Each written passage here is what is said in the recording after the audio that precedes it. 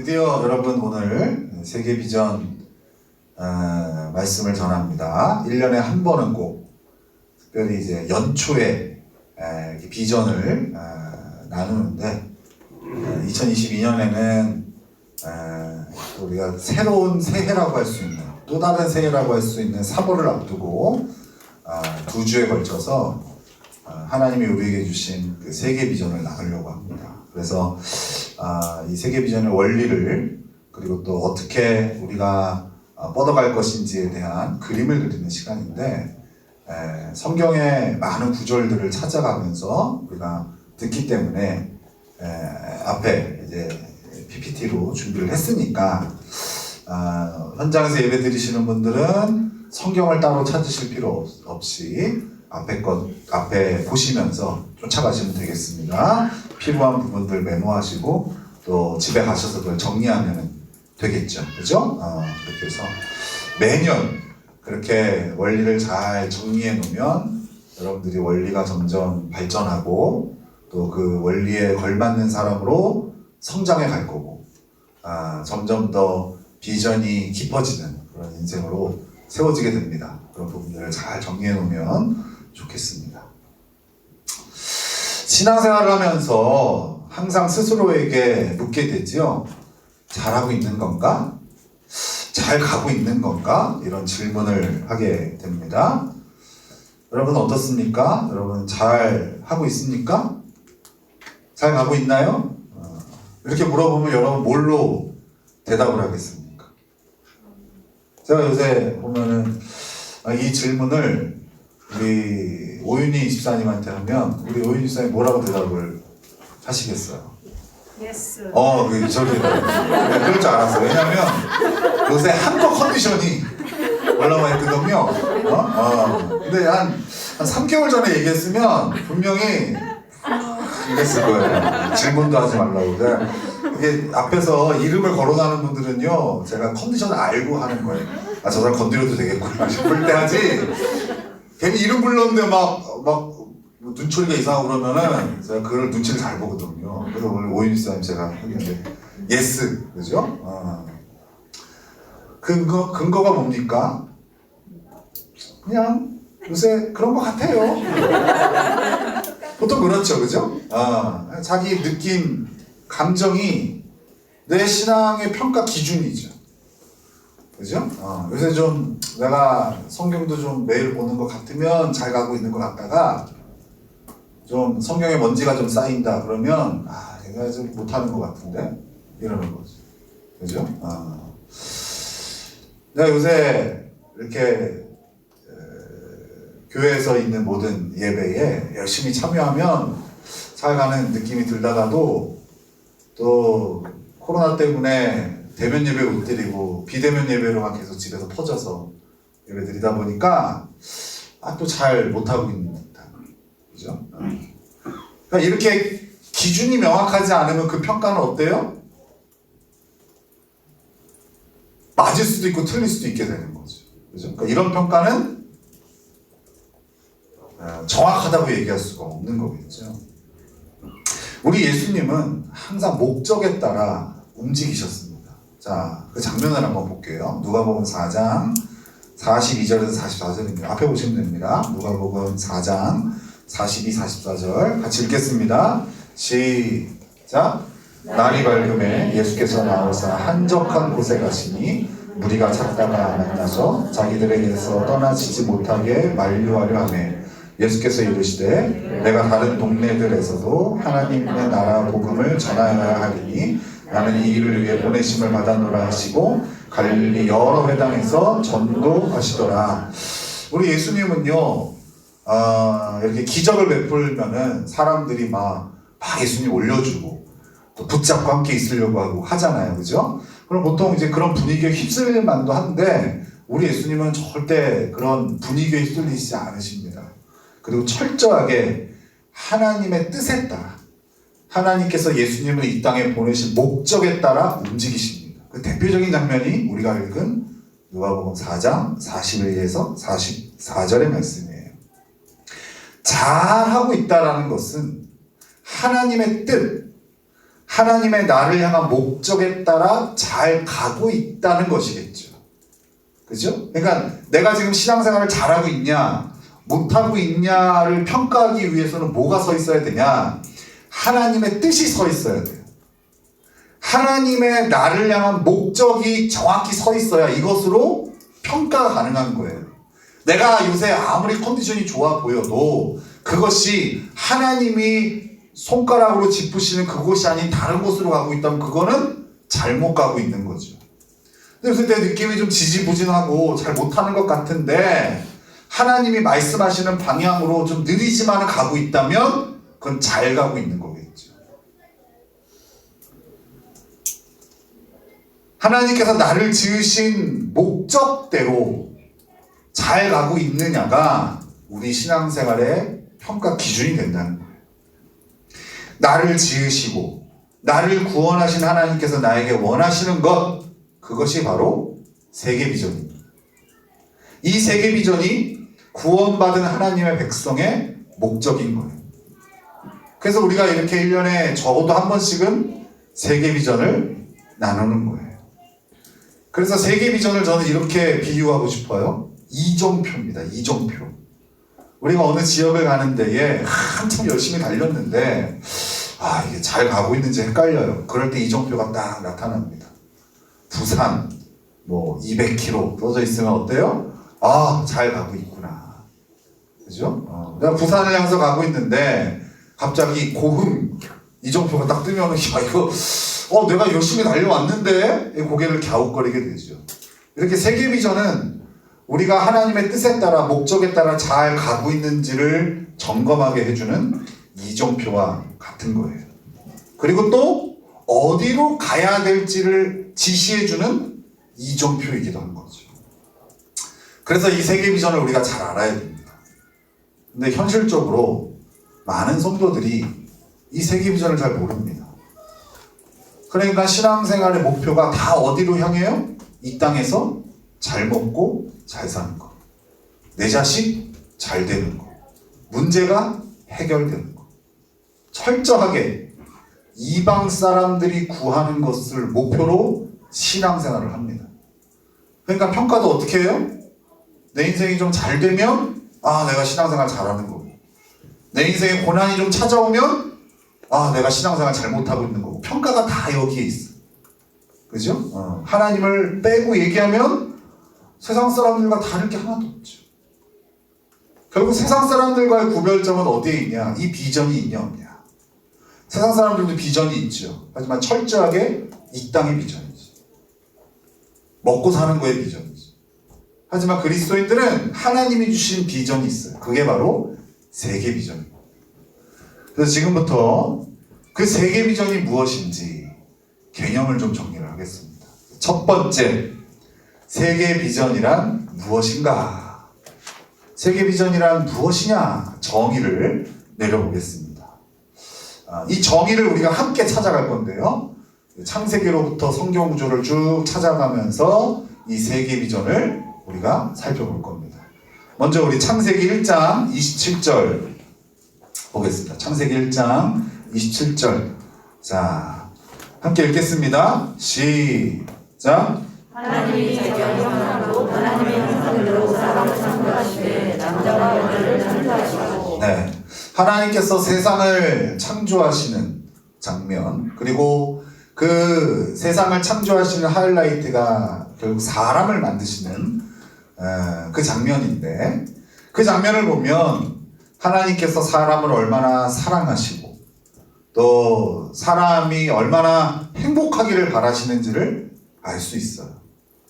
하나님은 단지 당신의 소모품으로, 당신의 장난감 정도로 사람을 지으신 것이 아니라 이 온 우주와 세상을 인간을 위해서 지으셨다는 것을 알 수 있어요. 하나님께서 며칠 동안 천지를 창조하십니까? 응? 며칠 동안? 6일. 며칠이요? 6일. 우리 예수님 주 4일 일하셨습니까? 주 5일 일하셨습니까? 주 6일 일하셨습니까? 6일. 6일 동안 지으셨죠? 그리고 7째 날 안식하셨잖아요. 그죠? 그럼 첫째 날 뭐 지으셨습니까? 첫째 날 빚을 지으셨죠. 둘째 날은 뭔가 지었겠죠, 그죠? 셋째 날은 해와 달과 뭘 별. 지었겠죠, 그죠? 자, 여러분 이렇게 이제 그림을 그리시는 거예요. 첫째 날, 둘째 날, 셋째 날은 우리 하나님이 공간을 만드세요. 그 다음에 넷째 날, 다섯째 날, 여섯째 날은 그 공간을 채우세요. 자, 그림 그렸죠? 그죠? 자, 첫째 날 만든 공간이 뭐냐면 빛입니다, 빛. 빛을 만들었어요. 그럼 첫째 날과 짝을 이루는 날은 넷째 날이에요. 그럼 넷째 날에 그 빛을 채우는데 뭐를 지었겠어요? 해와 달과 별을 만드세요. 둘째 날을 뭘 만드시냐면 하늘을 지으세요. 바다를 지으세요. 바다를. 그래서 바다와 하늘을 구별을 짓는데 바다를 지으세요. 그럼 이 둘째 날하고 짝을 이루는 날이 다섯째 날이에요. 다섯째 날은 뭘 지었겠어요? 그 바다랑 공간을 채워요. 물에 사는 물에 사는 동물들을, 생물들을 지으십니다. 셋째 날은 어떤 공간을 지으시냐면 땅을 지으십니다. 그럼 셋째 날과 짝을 이루는 날이 여섯째 날이죠. 여섯째 날은 뭐겠어요? 그 땅을 채웁니다. 땅에 사는 짐승들. 그죠? 그렇게 하나님께서 6일 동안 세상을 창조하시고 제일 마지막에 누구를 지으세요? 우리 사람을 지으시는 거예요. 하나님의 형상대로, 하나님을 닮은 존재로 사람을 지으세요. 만약에 사람을 가장 먼저 지었다면 이거 참 난감한 상황 아니겠어요? 아무것도 없는, 공간도 없고 채워진 거 없는 상황에서 사람을 먼저 지었다. 그럼 하나님의 인간을 향한 뜻이 뭐겠어요? 너 고생 좀 해라 아니겠어요? 그렇죠? 너 고생 좀 해라. 근데 우리 하나님이 이미 다 만들어 놓으시고 우리가 누릴 수 있도록 제일 마지막에 사람을 지으셨어요. 이걸 보면 하나님께서 기본적으로 사람을 어떻게 대하시는지를 알 수 있죠. 여러분, 하나님 오해하시면 안 됩니다. 하나님은 여러분들에게 고난을 주시고 또 무거운 짐을 주시고 그렇게 여러분들을 조롱하면서 그런 것들을 기뻐하시는 분이 아니세요. 알겠죠? 자꾸 그런 마음이 든다면 창세기 1장을 여러 번 읽어보세요. 하나님이 나를 위해서 이 모든 걸 지으셨구나. 이 계절도 나를 위해서, 이 바람도 나를 위해서. 저 공중에 여러분 혈리는 별이 참 이쁩니다. 그죠? 별을 보면서 저 별도 나를 위해서 지으셨구나. 이게 굉장히 필요합니다. 우리 창세기 1장 28절을 같이 읽겠습니다. 시작. 하나님이 그들에게 복을 주시며 하나님이 그들에게 이르시되 생육하고 번성하여 땅에 충만하라. 땅을 정복하라. 바다의 물고기와 하늘의 새와 땅에 움직이는 모든 생물을 다스리라 하시니라. 이렇게 특별하게 지음받은 인간을 향하여 하나님께서 명령을 하시는 거예요. 어떻게 해요? 생육하고 번성하여 땅을 정복하라고, 땅을 다스리라고 하시는 거예요. 하나님께서 이 땅을 다 지으시고 그 모든 다스리는 권한을 누구에게 주신 거예요? 인간에게 주신 거예요. 그죠? 자, 여기서 다시 한번, 하나님은 우리를 얼마나 사랑하시고 우리를 얼마나 존귀히 대하시고 우리를 얼마나 가장 중요한 것, 동역자로 세우고 싶어 하시는지를 우리는 볼 수 있어야 돼요. 여러분, 그렇게 우리가 존귀한 존재입니다. 우리 옆에 분에게 제가 이런 인사를 자주 시키는데 이렇게 인사하겠습니다. 몰라봬서 죄송합니다. 당신 참 존귀한 사람이군요. 그죠?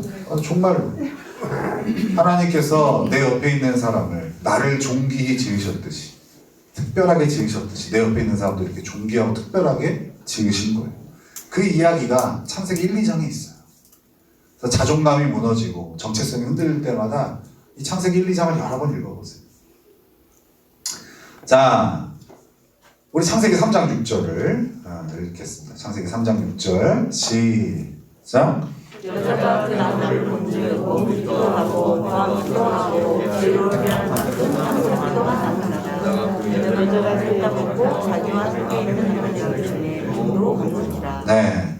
하지만 하나님은요, 이렇게 어마어마한 권한을 주고 특별하게 지은 인간에게 딱 한 가지 건드려서는 안 되는 것을 주셨어요. 그것이 바로 선악을 알게 하는 나무의 실과예요. 하나님 이걸 왜 주셨을까? 시험하기 위해서인가요? 유혹하기 위해서인가요? 아니죠. 하나님의 의도는 이런 거였어요. 이 모든 것들이 어디서부터 왔는지를 기억하게 하는 장치가 선악을 알게 하는 나무의 실과예요. 모든 것들을 다스릴 수 있는 권한이 인간에게 주어졌어요. 하나님께서 이 모든 것들을 먹기도 하고 또 다스리기도 하고 정복하기도 하고 그렇게 인간에게 모든 권한을 주셨지만 착각하게 되죠. 원래 내 거였던 양. 마치 내 힘으로 이 모든 것들을 일군 양. 우리 착각 많이 하잖아요. 그죠? 하나님께서 그런 우리를 아시고 절대 건드려서는 안 되는 이 선악을 알게 하는 나무의 실과를 두셔서 이 모든 것들이 하나님 거구나. 내가 자꾸 착각하네. 하나님께서 나에게 권한을 주신 것뿐이지 내 건 아니지.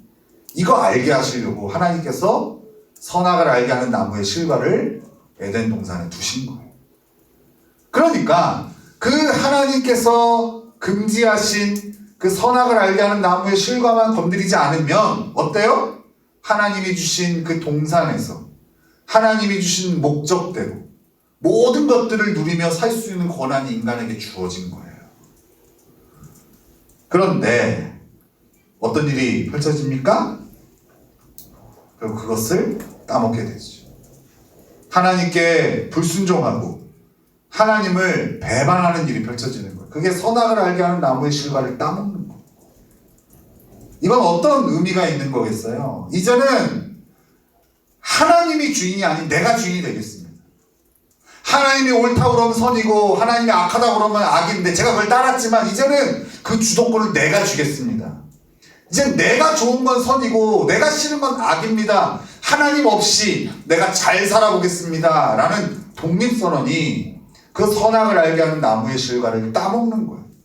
근데 하나님 뭐라고 그래요? 그렇게 하면 어떻게 한다고 그랬어요? 죽는다고 하셨어요.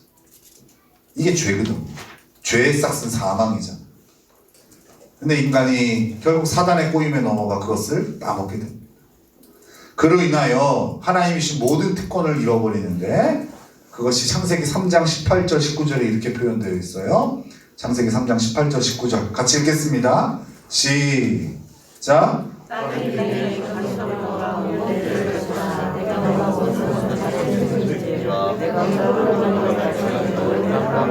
먹을 것을 먹으리니 내가 그것에서 취함을 입었음이라. 너는 흙이니 흙으로 돌아갈 것이니라 하시니라. 여기에 중요한 단어가 가시덤불과 엉겅퀴예요. 하나님을 배반해서 이제 하나님 없이 내 마음대로 내가 원하는 것을 하며 살겠다고 하는 인생들이 맺는 열매의 결과가 가시덤불과 엉겅퀴예요. 이런 걸 뭐라고 얘기해요? 비참한 인생이다 라고 얘기하죠. 최선을 다해서 살았는데 열심히 살았는데 그 하나님을 떠난 인생들이 아무리 열심을 내고 최선을 다해도 맺는 열매가 가시덤불과 엉겅퀴예요. 그렇죠? 이게 여러분 우리의 현실입니다. 하나님을 떠난 죄인들이 맺는 열매. 여러분 멀리 돌아볼 필요 있나요? 여러분 인생을 뒤돌아보세요. 얼마나 열심히 치열하게 살았습니까? 근데 내가 주인 돼서 살아간 인생의 열매는 이 가시덤불과 엉겅퀴에서 벗어나지 않아요. 다양한 인생의 현상들이 있겠지만 가시덤불과 엉겅퀴로 설명할 수 있는 거예요. 하나님은 이렇게 비참한 상태가 되어진 인간들에게 여러 번에 걸쳐서 수많은 방법으로 인간들이 하나님께로 돌아오도록 촉구합니다. 하지만 사람들이 돌아올까요? 돌아오지 않습니다. 가시덤불과 엉겅퀴의 열매를 먹으면서도 하나님께 돌아가지 않아요. 잘못된 자유를 배운 거죠. 하나님 안에만 진정한 자유가 있는데 하나님 없이 사는 걸 자유라고 사단의 꼬임에 넘어간 거예요. 사단이 말하는 자유가 바로 그거거든요. 하지만 여러분, 우리는 하나님께 구속될 때 진정한 자유를 누릴 수 있는 거예요. 어리석은 인간들은 이렇게 하나님의 돌아오라는 외침에 거절을 합니다. 그래서 하나님께서 이렇게 행하시죠. 우리 창세기 6장 5절입니다. 창세기 6장 5절 같이 읽겠습니다. 시작. 여호와께서 사람의 세상의 거룩함과 그의 마음을 세분한 우리에게 항상 할거임을 주시고. 여기 보세요. 사람의 죄악이 세상에 가득해요. 그리고 또 사람의 마음으로 생각하는 모든 계획이 항상 악하대요. 모든. 중요하죠. 동의가 됩니까, 여러분? 하나님이 아닌 내가 주인된 인생의 모든 것이 악하대. 그게 하나님이 보시는 우리 죄인된 상태예요. 인간들의 상태는 건질 게 하나도 없는 거예요. 그래서 하나님은 이 땅을 물로 심판을 하십니다. 그게 바로 그 유명한 노아의 홍수입니다. 하나님께서 하나의 경고로서 하나님을 떠나서는 어떤 인생도 행복할 수 없다는 것을 보여주신 거예요. 우린 그렇게 창세기 6장에 노아의 이야기를 보면서 야, 하나님을 떠나서는 결국 이렇게 비참한 인생으로 결말을 맺는구나. 하나님의 심판에서 벗어날 수 없구나를 보면서도 우린 여전히 하나님을 거절하고 내가 마음의 주인이 되어서 그렇게 가시덤불과 엉겅퀴의 열매를 먹으며 살아가죠. 이게 우리 인간의 한계예요. 사람들은 이 정도 했는데도 하나님께로 돌아오지 않는 거예요. 그래서 하나님께서 포기하지 않으시고 온 인류를 구원하실 계획을 이렇게 세우시는 거예요. 우리 창세기 12장 1절에서 3절입니다. 창세기 12장 1절에서 3절 시작. 여호와께서 아브라함에게 이르시되 너는 너의 고향과 친척과 아버지의 집을 떠나 내가 내게 보여줄 땅으로 가라. 내가 너로 큰 민족을 이루고 내게 복을 주어 내 이름을 창대하게 하리니 너는 복이 될지라. 너를 축복하는 자에게는 내가 복을 내리고 너를 저주하는 자에게는 내가 저주하리니 땅의 모든 족속이 너로 말미암아 복을 얻을 것이라 하신지라.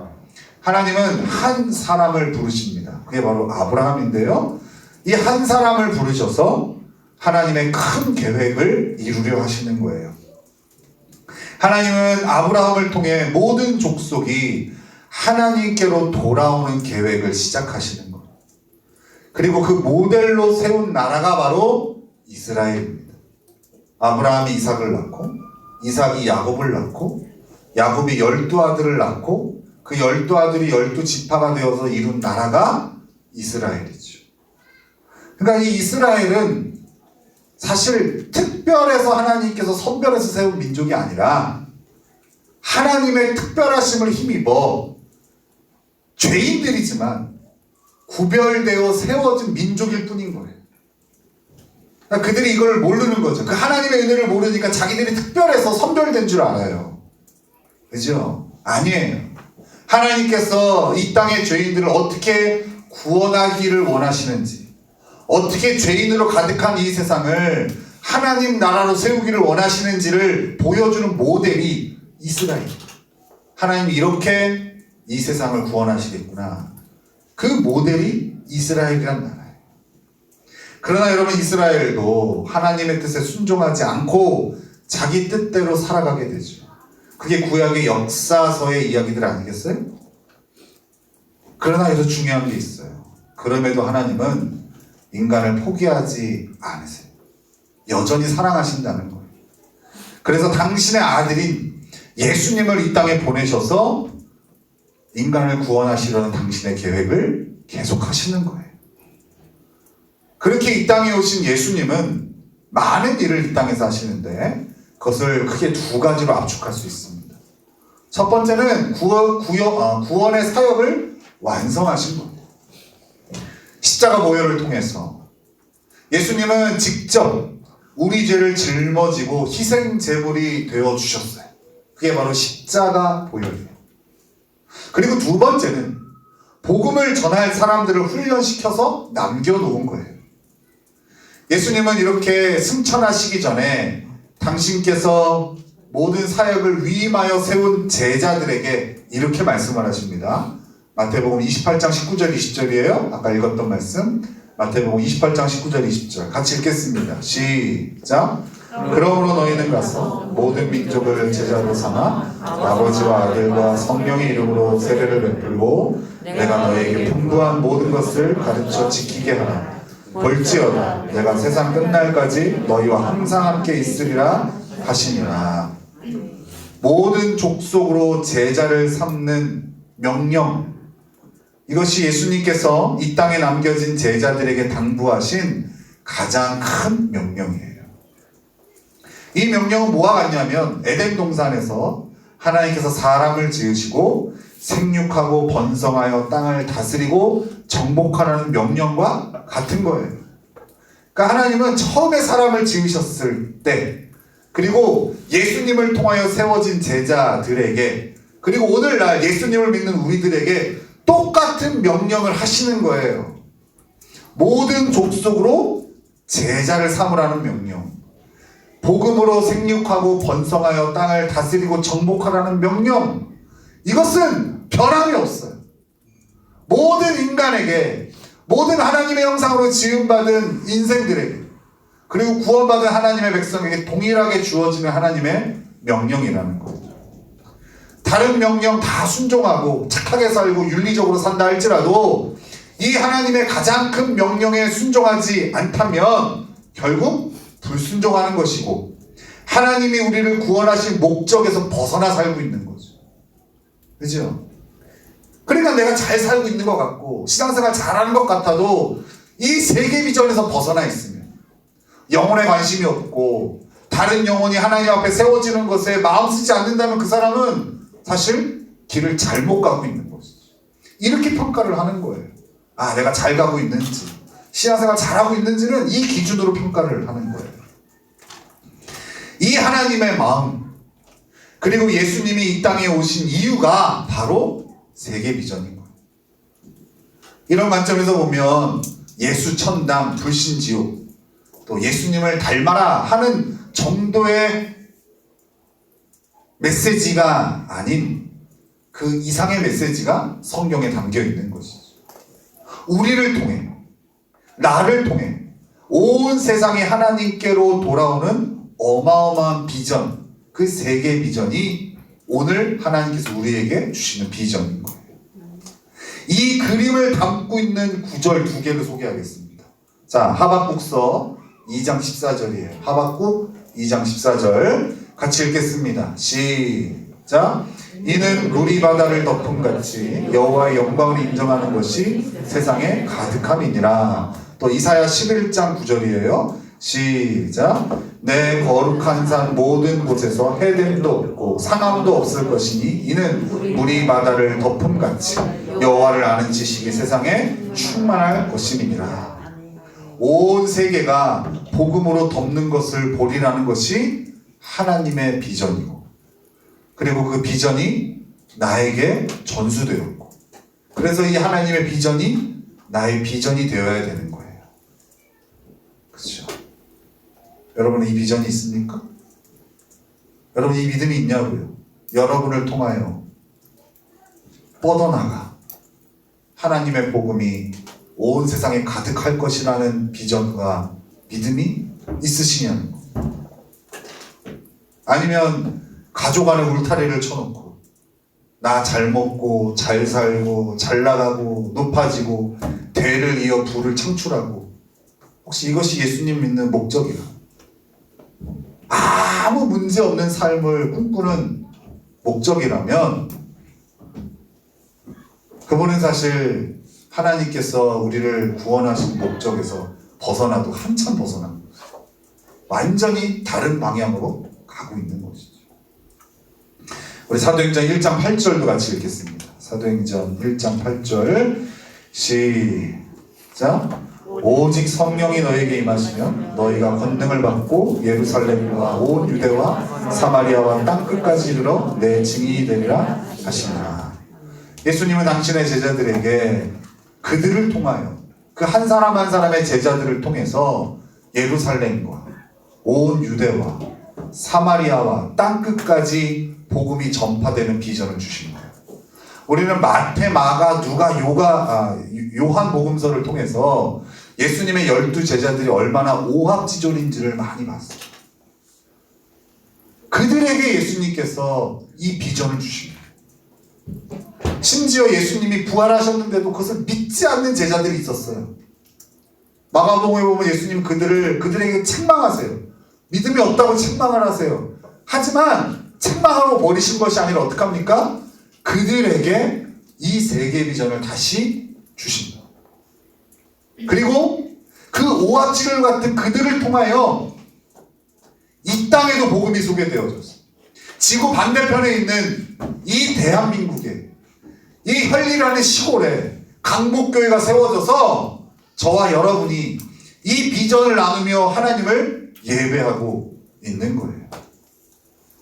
상상이나 했겠습니까? 이 일들이 우리를 통해서도 펼쳐지는 거예요. 누가 알겠습니까? 내가 옆에 사람에게 전한 복음이 뻗어가서 저 지구 반대편에 있는 브라질에 소개되어져. 그죠? 저 알래스카에 소개가 되어져. 저 아프리카에 소개되어져서 그렇게 무리바다 덮음같이 여호와의 영광이 온 땅에 가득한 그 놀라운 열매를 나를 통해서 맺게 하실 것을 누가 상상이나 하겠어요? 근데 하나님께서 우리에게 심어주신 비전이 바로 그거라는 거예요. 그죠? 근데 서울대를 가냐 지방대를 가냐 이거 가지고 성공이냐 실패냐를 논하고 연봉이 1억이 넘냐 안 넘냐를 가지고 인생의 성공이냐 실패냐를 가누고 내가 이 땅에서 성공한 자리에 섰냐 실패를 거듭하냐를 가지고 인생을 논하고 있으니 세계 비전에서도 한참 벗어난 비전을 갖고 있는 것이죠. 한 사람이 구원을 받고 다른 이에게 복음을 전해 이렇게 구원받는 이들이 팀을 이루는 겁니다. 여기도 마찬가지 아니겠어요? 그죠? 복음이 전해졌어요. 한 사람을 통해서 시작된 거죠. 근데 이 복음이 몇 사람에게 전해져서 열매를 맺었어요. 이렇게 구원받은 사람들이 팀을 이루게 돼요. 그게 교회죠. 그렇게 교회를 통하여 또 복음은 퍼져나가죠. 그렇게 예루살렘과 온 유대와 사마리아와 땅끝까지 뻗어가게 되는 거예요. 이런 시야를 세계비전이라고 합니다. 세계비전. 성경은 창세기로부터 요한계시록까지 이 비전을 우리에게 말하고 있는 거예요. 그렇죠? 이 큰 비전 가운데 우리의 삶의 문제는 어떻게 돼요? 다 함몰돼요. 그 문제들이 장애물이 될 수 없어요. 근데 이 비전이 없으니까 어때요? 삶의 조그만 문제들이 다 장애물이 되는 거예요. 맨날 거기 걸려 넘어지고 맨날 걸려 넘어지고. 그래서 우리가 이 작업을 하는 거예요. 그 작은 문제들을 해결하면 어떻게 될까요? 또 다른 문제가 계속 나의 발목을 잡고 별 볼 일 없는 인생으로 나는 역시 해도 안 되는 인생으로 그렇게 주저앉아 있게 해요. 하지만 이 세계비전은 그 수많은 어려운 환경과 상황과 고난에도 문제에도 불구하고 다시 일어나게 해주는 그 힘이 이 세계비전에 있는 거예요. 그게 바로 하나님이 우리에게 주신 세계비전. 이제 이해가 되셨습니까, 여러분? 여러분들 집에 가서 이 구절들을 다시 잘 찾아가시면서 한번 정리를 하셔야 됩니다. 아, 이게 세계비전이구나. 오늘 이 세계비전을 처음 들으시는 분도 있으시고, 그죠? 또 여러 번 들으시는 분들도 있을 거예요. 중요한 것은 여러 번 들었다는 게 중요한 게 아니라 이 비전이 내 거냐. 지금 내가 이 비전에 따라 생각하고 움직이고 있느냐. 이걸 보는 것이 중요하겠죠. 더 나아가서 그럼 내가 방향을 고쳐잡고 이렇게 가야겠구나. 이걸 하게 해주는 것이 이 세계비전의 개념이에요. 원리, 정의가 되는 거예요. 그럼 두 번째로 왜 세계비전을 가져야 하는지를 나누겠습니다. 왜 세계비전을 가져야 될까?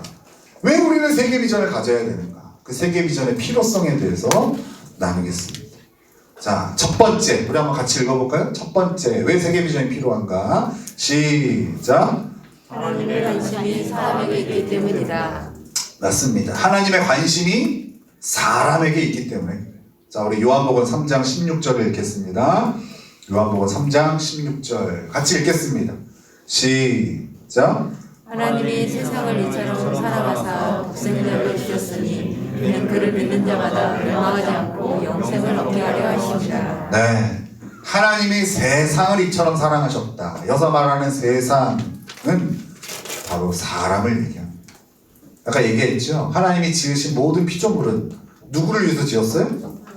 맞아요. 나를 위해서 지은 거, 우리를 위해서 지은 거. 그러니까 우리가 다 아껴 써야죠. 우리 후손들의 위해서도 우리가 환경을 생각하고, 그죠? 그래야 될 이유가 여기 있는 거예요. 하나님이 우리를 위해서 주셨으니까 함부로 쓰면 안 되는 거죠. 하나님은 이렇게 사람에게 관심이 있으세요. 교회 안에 있는 우리들에게 우리 하나님 많은 관심이 있으시죠. 근데 여러분, 하나님은 이렇게 교회 안에 하나님을 예배하는 사람들에게만 관심이 있으실까요? 아니에요. 그렇다면 이렇게 했어야 돼요. 하나님이 성도들을 이처럼 사랑하사, 이렇게 하셨어야 되는데 어떻게 했어요? 세상을 이라는 것은 교회 밖에 있는 사람들에게도 하나님은 관심이 있으시다.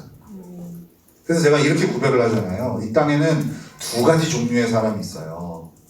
이미 구원받은 사람과 구원받아야 될 사람이 있어요. 근데 우리는 어떻게 나눠요? 신자와 불신자, 이렇게 확정 짓죠. 심지어 이렇게 합니다. 예수님 믿는 사람과 예수님 믿어서는 절대 안 되는 사람. 그죠? 그 사람한테는 복음의 복자도 안 꺼냅니다. 하지만 하나님은 우리가 싫어하는 그 사람에게도 관심을 가지고 계세요. 이게 중요해요. 그래서 나중에 나누겠지만 세계비전은 내 옆에 있는 사람을 보는 눈이 달라지게 해요. 사람들은 수많은 단점들을 갖고 살아가요. 그거 이렇게 안 봐도 다 보입니다.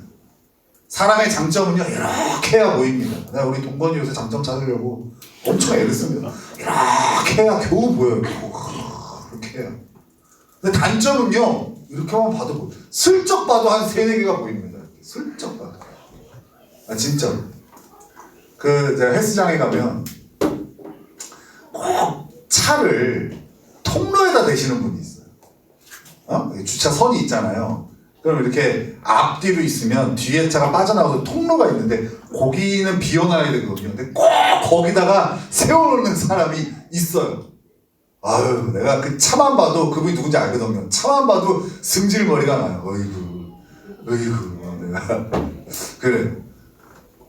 그 사람은 얘기를 나눠보지 않아도 그 사람이 얼마나 단점을 갖고 있고 얼마나 잘못된 짓을 하는지 다 알아요, 다. 그 차 하나 내고 보면 그 사람의 인생이 느껴져요. 아이고, 지멋대로 사는구나. 얼마나 많은 사람 힘들게 할까. 다 판단을 다 내렸어요. 근데 지난주 금요일날 제가 이제 오후에 가서 헬스장 가서 운동하는데 요새 좀 제가 무게를 무겁게 하는데 좀 되게 꽂혔어요. 여러 가지 길어지니까. 그래서 운동에는 2가지 파가 있는데 하나는 자세를 잘 잡아야 되는 파가 있고 하나는 무조건 무게를 늘려야 되는 파가 있는데 요새 제가 후자에 꽂혀서 좀 무게를 무겁게 해요. 그래서 누워서 이렇게 벤치프레스라는 걸 가슴 운동을 하는데 하다가 깔렸어요, 제가. 깔렸는데 사실 깔린 건 아니었어요. 깔릴 뻔했어요. 근데 갑자기 누가 와서 번쩍 들어주는 거예요. 그래서 숫자를 세주면서 하나, 둘, 이게 되게 고마운 일이거든요. 셋, 그래서 딱 봤더니 누구냐? 그 통로에 차를 세워주신 그분이 나를 도와주는 거예요. 와, 그래서 그분하고 한 10분 정도 얘기를 했어요. 그분이 얼마나 운동의 전문가고 얼마나 오랜 시간 운동을 했고 그리고 이렇게 나한테 운동에서 굉장히 많은 조언을 해주더라고요.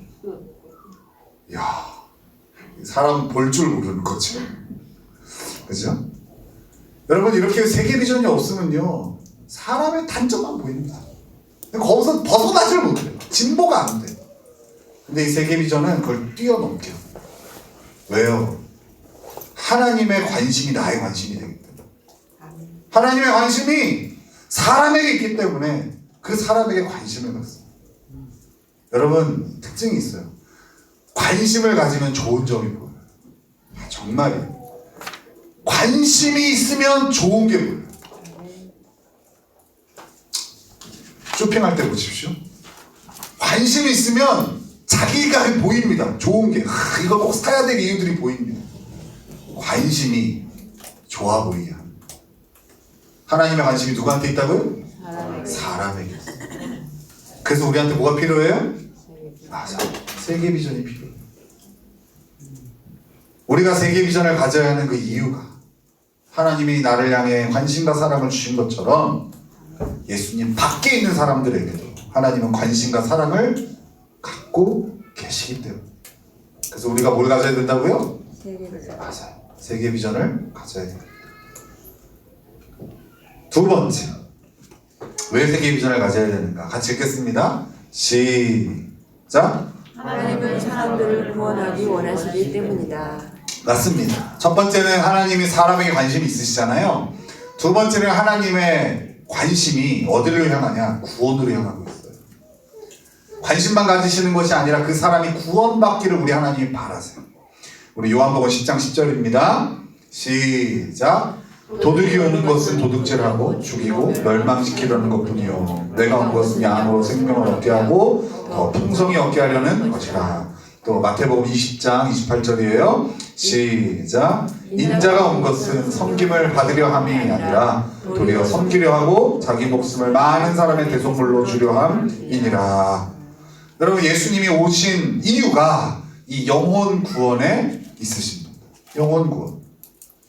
그래서 예수님은 이 하나님의 뜻을 이루기 위해서 뭐까지 내어 던졌습니까?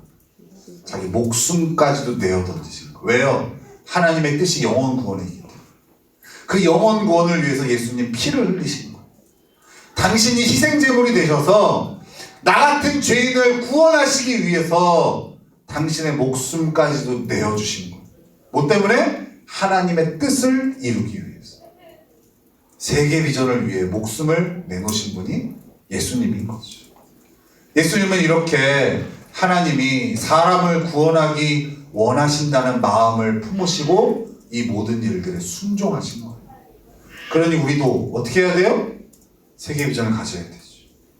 그죠? 사람들을 구원하기 원하시는 하나님의 마음에 따라 우리도 그 마음을 품고 이 세계 비전을 가져야 되는 거예요.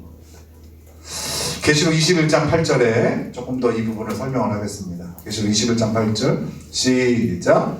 그러나 두려워하는 자들과 믿지 아니하는 자들과 흉악한 자들과 살인자들과 음행하는 자들과 점술가들과 우상숭배자들과 거짓말하는 모든 자들은 불과 유황으로 타는 곳에 던져지리니 이것이 둘째 사망이라. 성경은 계속해서 죄의 삭시 사망이라고 얘기하고 그 죄의 삭시 사망이 어떤 것인지 좀 더 풀어서 설명한 게 계시록 21장 8절의 말씀이에요. 이렇게 하나님을 떠나고 하나님을 배반한 인생들은 불과 유황이 타는 못에 영원히 던져지게 됩니다. 그러면 하나님이 이들을 안 사랑하시냐? 지금 그 길을 향하여 가는 인생들을 하나님 외면하고 계시냐? 그렇지 않아요. 하나님은 이렇게 하나님을 배반하고 죄 가운데 거하여 영원한 멸망을 향해 달려가는 사람들을 여전히 사랑하세요. 이게 중요해요. 여전히. 이게 하나님과 우리의 가장 큰 차이예요. 우리는 나한테 득이 되는 사람만 사랑해요. 근데 우리 하나님은 하나님께 등을 돌리고 칼을 꽂는 사람도 여전히 사랑해요. 여전히 사랑해요. 우리가 예수님 믿고 변화되는 성품 중에 이게 있어요. 나의 유익에 따라 사람을 좋아하고 싫어하는 게 휙휙 바뀌지 않아요. 저 사람이 어떠함에도 불구하고 사랑하기로 마음먹고 그 마음이 변하지 않아요. 왜요? 하나님의 성품이 그렇거든.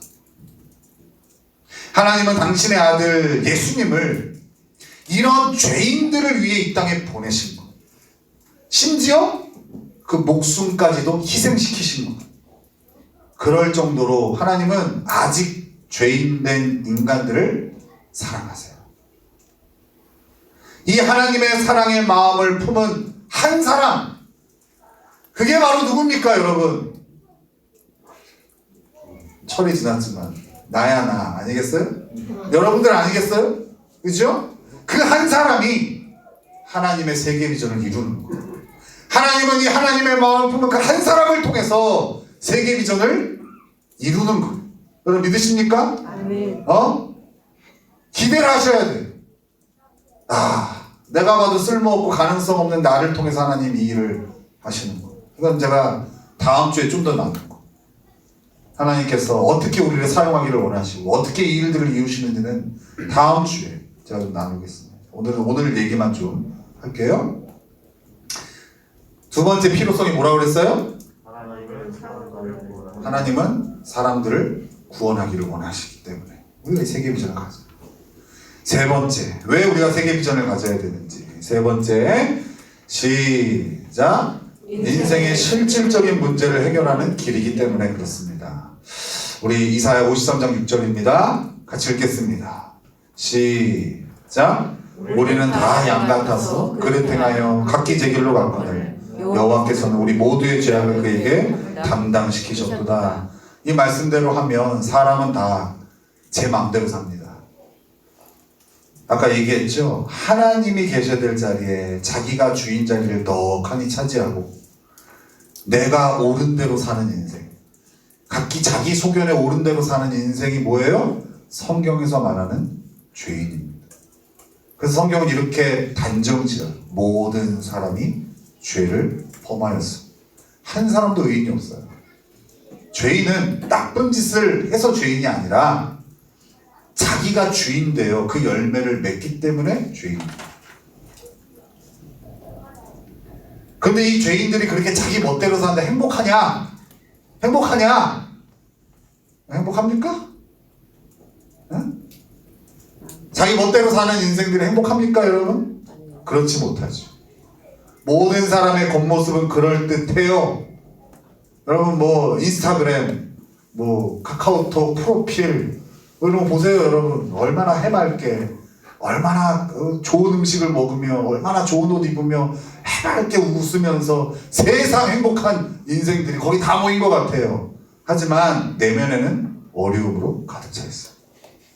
아무리 애를 써도 죄인이 맺는 열매를 뭐라고 얘기했어요? 가시덤불과 엉겅퀴이기 때문에. 우리 옆에 사람한테 이렇게 서로 얘기해 줍시다. 너나 나나. 하세요. 너나 나나. 너나 나나. 비교하지 마세요. 뭐 저 사람은 나보다 너나 나나 비슷합니다. 이분 브랜드는 다르겠지만 너나 나나 마음에 맺는 열매는 가시덤불과 엉겅퀴에서 벗어나지 않아요. 그렇죠? 이 어려움을 해결하기 위해서 필요한 게 뭡니까, 여러분? 복음이에요. 복음. 죄인이 예수님을 구원자와 주인으로 모시면, 즉 예수님을 믿으면 행복한 인생으로 거듭날 수 있어요. 이걸 착각하시면 안 돼요. 문제가 사라진다는 얘기가 아니에요. 인생의 어려움이 사라진다는 얘기가 아니에요. 그거를 이겨낼 수 있는 힘이 어디에 있다는 거예요? 복음 안에 있다는 거. 그 복음을 전해주는 게 뭐예요? 그게 세계 비전이에요. 세계 비전을 품은 인생들이 그렇게 한 영혼 한 영혼에게 복음을 전해줄 수 있는 거예요. 이 복음을 전해주는 것이 고통 가운데 있는 한 영혼에게 최고의 것을 주는 거예요. 그래서 저는 그 자부심이 있어요. 하나님께서 나를 목사로 불러주신 그 특별한 은혜가 어디에 있냐? 바로 이 복음을 전하는 데 있다고 저는 생각을 하고 그 자부심이 있어요. 그렇죠? 물론 보여지는 것을 주면 더 사람의 마음을 얻기 쉬울 것 같아요. 예를 들어서 우리 신영희 집사님이 일을 하다 실직을 했어. 예를 들어서 얼마나 속상하겠어요. 그죠? 가서 집사님 힘을 내. 더 좋은 데가 있겠지. 위로가 될까요? 300만 원 주면서 한 달 생활비 해. 또 필요하면 내가 또 어떻게 해서 마련해서 줄 테니까 다음 직장 구할 때까지 내가 최선을 다해서 도와줄게. 이게 위로가 되겠습니까? 저도 압니다. 뭐가 위로가 되는지. 이걸 하고 싶어요. 근데 아무리 뒤져도 안 주셔 하나님이 나는. 근데 진짜 나한테 좋은 걸 주셨는데 바로 복음이에요. 이건 안 통한 적이 없어요. 진짜. 그 증거가 어딨냐고요? 세상 강박한 사람들이 다 앉아있잖아요. 그죠? 어떤 문제를 갖고 와도 복음 꺼내면 다 되더라고요. 아 진짜. 어휴 어땠었는데 이 사람들이. 그죠? 그래서 세계 비전을 헌신한 사람의 공통점이 있어요. 자신에게 복음을 전해준 누군가를 향한 깊은 감사가 있어요. 깊은 감사가 있어요. 물론 하나님께 감사하지만 하나님께서 도구로 사용하신 그 통로에게도 깊은 감사가 있어요. 왜요? 이 사람을 통해서 얻은 최고의 것, 그게 복음이기 때문에 그렇죠. 그렇죠? 그래서 여러분, 나중에도 얘기하겠지만 세계 비전이요, 사람을 만들어줍니다. 인간의 탈을 쓴 인간 같지 않은 죄인들을 인간답게 살게 해줘요. 그게 바로 세계 비전이에요. 네 번째입니다. 세계 비전이 왜 필요할까요? 오늘 마지막 나눌 얘기예요. 같이 읽겠습니다. 시작. 가장 가치 있는 삶을 살기 위해서이다. 맞습니다. 가장 가치 있는 삶이 세계 비전에 있습니다. 자, 우리 요한복음 6장 27절 마지막 있는 말씀이니까 한번 열심히 읽어봅시다. 시작. 썩을 양식을 위하여 일하지 말고 영생하도록 있는 양식을 위하여 하라. 이 양식은 인자가 너에게 주리니 인자는 아버지 하나님께서 인치신 자니라. 여러분, 썩는 양식도 필요합니다. 여러분, 썩을 양식 다 필요 없으니까 여러분 다 갖고 오세요. 하나님 나라 갈 사람을 그 뭐가 필요 있습니까? 이런 데는 여러분 무조건 이단입니다.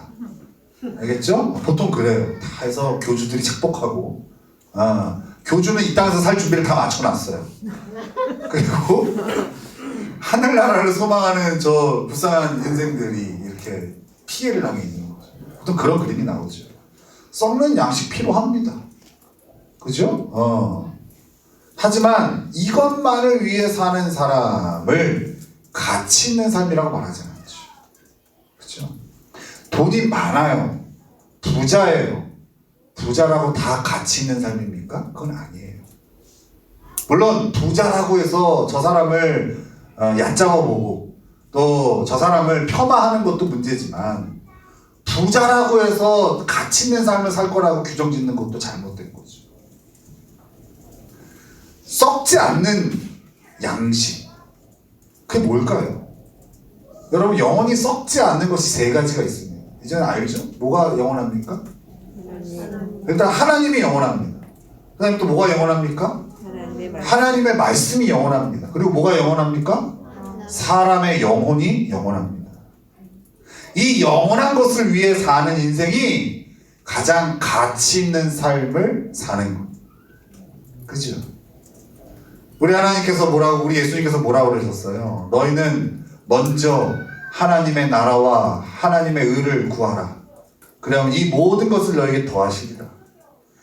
영원히 썩지 않을 것을 구하는 인생에게는 썩을 양식도 하나님께서 채워주신다는 것. 그죠? 그런데 이 영원히 썩지 않을 양식이 그걸 볼 수 있는 눈이 없는 인생들은 썩을 양식만을 위해서 사는 거예요.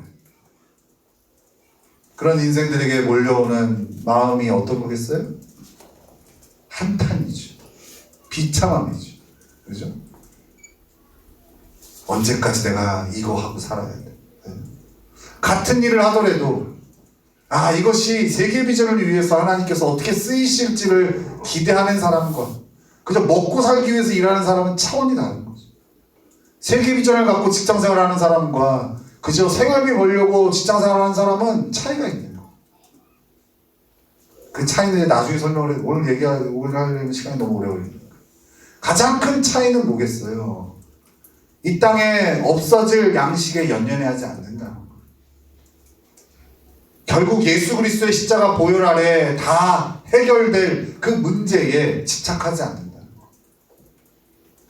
그렇게 가장 가치 있는 삶을 살게 되는 겁니다. 오늘도 하나님은 썩을 양식이 아닌 영원히 썩지 않는 양식을 위해 인생을 드릴 그 한 사람을 찾고 계시는 거. 다음 주 자꾸 예고편을 하게 되는데 하나님께서 여러분 우리 인생에 좀 썩을 양식을 안 주시는 것은 바로 이런 사람 만드시려고 하는 작업 중에 하나예요. 우리 이게 다니까 이게 인생의 성공이냐 실패냐를 결정하니까 여기에 연연해하고 이거에 실망하고 환호하고 하지만 결국 이걸 뛰어넘는 인생으로 만드시기 위해서 하나님 때로는 이것을 좀 수도꼭지 잠궈버립니다. 그래서 뭐 합니까? 쫄쫄 굶겨서 하나님 바라봐요. 영원한 것을 소망하게 하는 거. 그죠? 왜요? 하나님은 우리가 하나님의 형상대로 지음받은 우리가 가장 가치 있는 삶을 살기를 누구보다 바라시거든.